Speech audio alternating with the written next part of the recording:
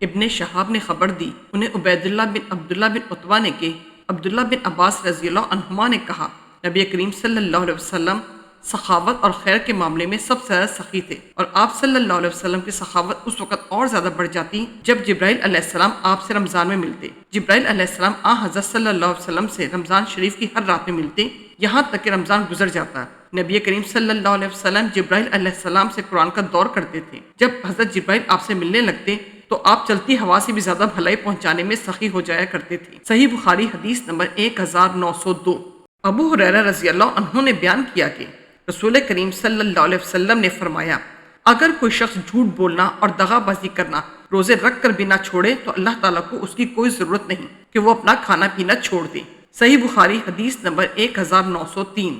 ہشام بن یوسف نے خبر دی، انہیں ابن جریج نے کہا کہ مجھے عطا نے خبر دی، انہیں ابو صالح جو روغن زیتون اور گھی بیچتے تھے انہوں نے ابو ہریرہ رضی اللہ عنہ سے سنا کہ رسول کریم صلی اللہ علیہ وسلم نے فرمایا، اللہ پاک فرماتا ہے کہ انسان کا ہر نیک عمل خود اسی کے لیے ہے، مگر روزہ وہ خاص میرے لیے ہے اور میں ہی اس کا بدلہ دوں گا، اور روزہ گناہوں کی ایک ڈھال ہے۔ اگر کوئی روزے سے ہو تو اسے فحش گوئی نہ کرنی چاہیے اور نہ شور مچائے۔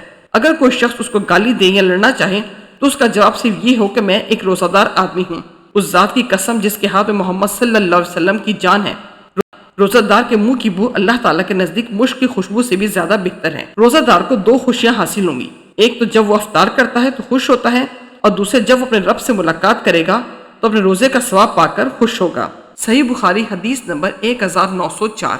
علقمہ نے بیان کیا کہ میں عبداللہ بن مسعود رضی اللہ عنہ کے ساتھ جا رہا تھا، آپ نے کہا کہ ہم نبی کریم صلی اللہ علیہ وسلم کے ساتھ تھے، تو آپ صلی اللہ علیہ وسلم نے فرمایا، اگر کوئی صاحب طاقت ہو تو اسے نکاح کر لینا چاہیے، کیونکہ نظر کو نیچی رکھنے اور شرمگاہ کو بد فعلی سے محفوظ رکھنے کا یہ ذریعہ ہے، اور کسی میں نکاح کرنے کی طاقت نہ ہو تو اسے روزے رکھنے چاہیے، کیونکہ وہ اس کی شہوت کو ختم کر دیتا ہے۔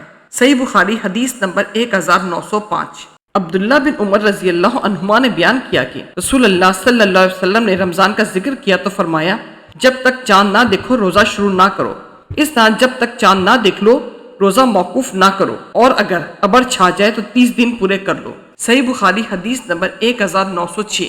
عبیداللہ بن موسیٰ نے بیان کیا، ان سے اسرائیل نے، ان سے ابو اسحاق نے اور ان سے برا رضی اللہ عنہ نے بیان کیا کہ شروع اسلام میں حضرت محمد صلی اللہ علیہ وسلم کے صحابہ رضی اللہ عنہم جب روزہ سے ہوتے اور افطار کا وقت آتا تو کوئی روزہ دار اگر افطار سے پہلے بھی سو جاتا تو پھر اس کی رات میں بھی اور آنے والے دن میں بھی انہیں کھانے پینے کی اجازت نہیں تھی، تاکہ پھر شام ہو جاتی۔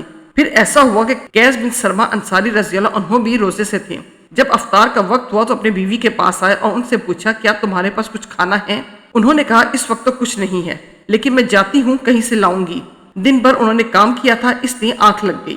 جب بیوی واپس ہوئی اور انہیں سوتے ہوئے دیکھا تو فرمایا، افسوس تم محروم ہی رہے۔ لیکن دوسرے دن وہ دوپہر کو بے ہوش ہو گئے۔ جب اس کا ذکر نبی کریم صلی اللہ علیہ وسلم سے کیا گیا تو یہ آیت نازل ہوئی، حلال کر دیا گیا تمہارے لیے رمضان کی راتوں میں اپنی بیویوں سے صحبت کرنا۔ اس پر صحابہ رضی اللہ عنہم بہت خوش ہوئے اور یہ آیت نازل ہوئی، کھاؤ پیو یہاں تک کہ ممتاز ہو جائے تمہارے لیے صبح کی سفید دھاری، صبح صادق سفید دھاری، صبح کاذب سے۔ صحیح بخاری حدیث نمبر 1915۔ ابو حازم نے بیان کیا اور ان سے سہل بن سعد رضی اللہ عنہ نے بیان کیا کہ آیت نازل ہوئی، کھاؤ پیو یہاں تک کہ تمہارے لیے سفید دھاری سیاہ دھاری سے کھل جائے، لیکن من الفجر صبح کی کے الفاظ نازل نہیں ہوئے تھے۔ اس پر کچھ لوگوں نے یہ کہا کہ جب روزے کا ارادہ ہوتا تو سیاہ اور سفید دھاگا لے کر پاؤں پر باندھ لیتے، اور جب دونوں دھاگے پوری طرح سے دکھائی نہ دینے لگتے کھانا پینا بند نہ کرتے تھے۔ اس پر اللہ تعالیٰ نے من الفجر کے الفاظ نازل فرمائے، پھر لوگوں کو معلوم ہوا کہ اس سے مراد رات اور دن کے ہیں۔ صحیح بخاری حدیث نمبر 1917۔